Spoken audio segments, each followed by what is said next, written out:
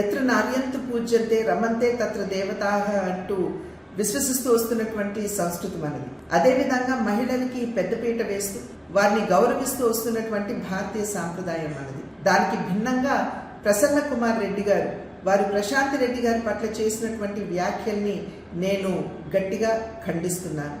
వైఎస్ఆర్సీపీ నాయకులకి మహిళల్ని కించపరచడం అనేది అలవాటుగా మారినటువంటి విషయం.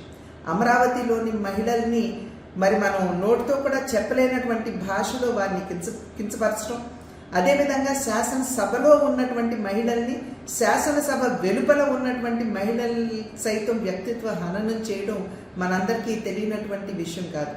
6 పర్యాయాలు ఎమ్మెల్యేగా గెలిచి ఈ రకంగా మహిళల్ని కించపరుస్తూ అవమానపరుస్తూ చేస్తున్నటువంటి వ్యాఖ్యలు ఇవి సభ్య సమాజం ఆమోదించనిది, స్వాగతించనిది అని చెప్పి వారికి తెలియజేస్తున్నాను. అదేవిధంగా వారికి నేను చెప్పేటువంటి విషయం, ఏదైతే ప్రశాంతి రెడ్డి గారి పట్ల వారు చేసినటువంటి వ్యాఖ్యలు ఉన్నాయో వాటిని ఒక్కసారి వారి తల్లి గారికి వారి భార్య గారికి చూపమని చెప్పి నేను చేసినటువంటి అభ్యర్థన.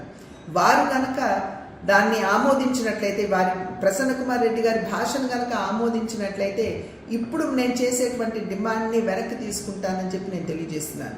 నా డిమాండ్ ఏమిటంటే, ఎటువంటి షరతులు లేకుండా ప్రశాంతి రెడ్డి గారికి బాహాటంగా ప్రసన్న కుమార్ రెడ్డి గారు క్షమాపణలు చెబుతూ వారు చేసినటువంటి వ్యాఖ్యల్ని వెనక్కి తీసుకోవాలి అని చెప్పి నేను వారికి తెలియజేస్తున్నటువంటి విషయం.